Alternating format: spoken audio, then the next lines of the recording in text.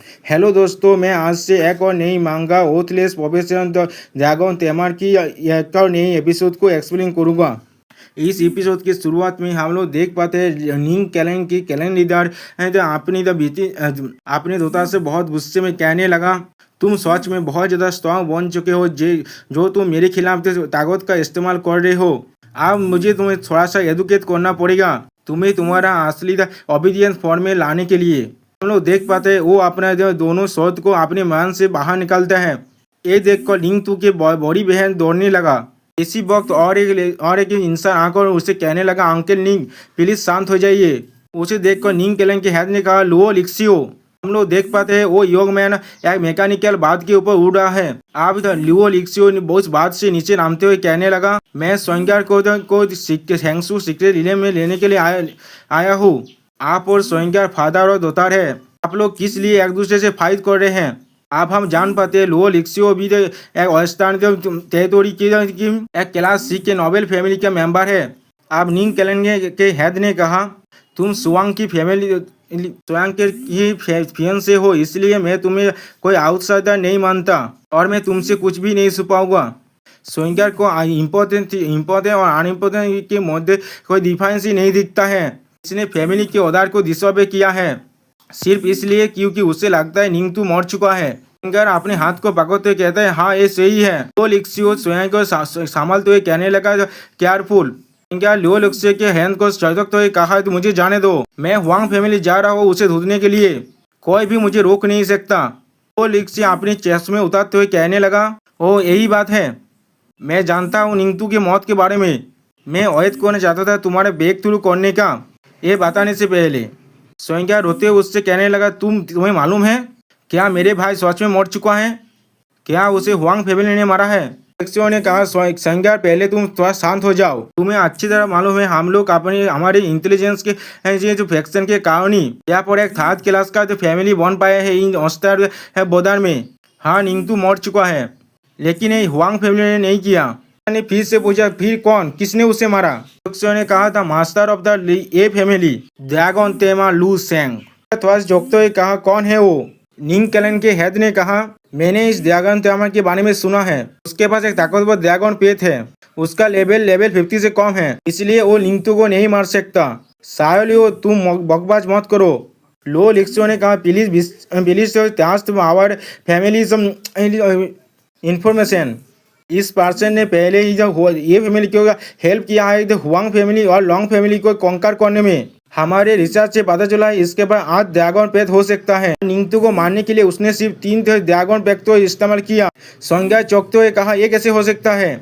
उसे कहाँ से 8 ड्रैगन मिल गया? तो लिक्सियो ने कहा, हमारे फैमिली ने उसके सारे इंफॉर्मेशन को सर्च किया है और उसके बाद बहुत ज़्यादा एक्सपीरियंस और अचीवमेंट है, लेकिन दुर्भाग्यवशतः उसने किस तरह से अपने ड्रैगन एक्स को हासिल किया है यह हमें मालूम नहीं है। निंग फैमिली के हेड ने थोड़ा सा सोचते हुए कहा, क्या तो लुओ फैमिली को भी इसके बारे में कुछ नहीं पता? इस लुओ सेंग कोई आम आदमी नहीं हो सकता। सोइंगर गुस्सा करते हुए कहने लगा, मुझे इसका कोई परवाह नहीं। अब सोइंगर अपने फायर को रिलीज करते हुए कहने लगा, इसने मेरे भाई को मार डाला है, इसलिए मैं भी अब उसको मारूंगा। वो कहाँ पर है, मुझे बताओ। निंग केलन के हेड ने चीरते हुए कहा, तुम कोई पर भी नहीं जा सकते भाई सेंगसू सीक्रेट इलम के। मैं निंगतूज एफआईआर को ध्यान रखूंगा। सोइंगर गुस्से में कहने लगा, क्या आपको उसका परवाह था? आप उसके बारे में थोड़ा सा भी परवाह नहीं करते। लो लिक्सियो ने आप कहा, अंकल निंग और सोइंगर आप दोनों पहले थोड़ा सा शांत हो जाइए। मेरे पास एक प्लान है।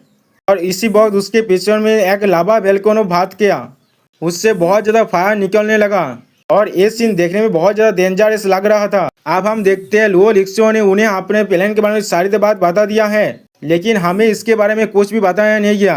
अब निंग फैमिली के क्लैन हेड ने कहा, हाँ ये आइडिया बहुत अच्छा है, इससे सुवांग का सेंगसू सीक्रेट में जाने का भी कोई देरी नहीं होगा और इससे निंगतू का बदला भी लिया जाएगा। अब लुओ लिक्सियो ने सोइंगर से पूछा, तुम क्या सोचते हो? हाँ ये सही है। सोइंगर ने कहा, मैं सीक्रेट इलम का टेलीपोर्टेशन स्टोन खुद लेकर जाऊंगा, लेकिन उससे पहले मैं इस ड्रैगन तेमा से एक बार मिलना चाहता हूँ। अब हमें जब 2 दिन के बाद फैमिली के गार्डियन की सीन दिखाया जाता है। अब लू से अपने सीनियर सिस्टर से पूछ रहा है, क्या आप सच में मेरे साथ ड्रैगन सिटी में नहीं जाना चाहते? मिस ने थोड़ा सा खुश होकर कहा, मैं ऑलमोस्ट लेवल 97 का बन चुका हूँ। तो मैं वो आज को मोल्टेन केव से बाहर आया था, इसलिए मैं पहले अपना लेवल अप करना चाहता हूँ और मुझे लिंक फैमिली के लिए भी परेशान होना पड़ेगा। मैं यहाँ से अभी नहीं जा सकता, कमपक्षे एक महीने के लिए तो बिल्कुल भी नहीं। अब मिस ए ने एस कॉल देते हुए लुसेंग से कहा, तुम ए लेकर क्वान फैमिली के पास जाओ, मैंने पहले ही पेमेंट कर चुका हूँ। फैन चौंकते हुए कहा, क्वान फैमिली? दिखाया था एक टेलीपोर्टेशन कॉल है जिसका क्वालिटी एपिक रैंक का है। इस ए लुसेंग को चिढ़ाते हुए कहा, रास्ता बोदा से ड्रैगन सिटी में जाने के लिए 2 दिन लगता है, टेलीपोर्टेशन की स्कूल इतना दूर नहीं जाता।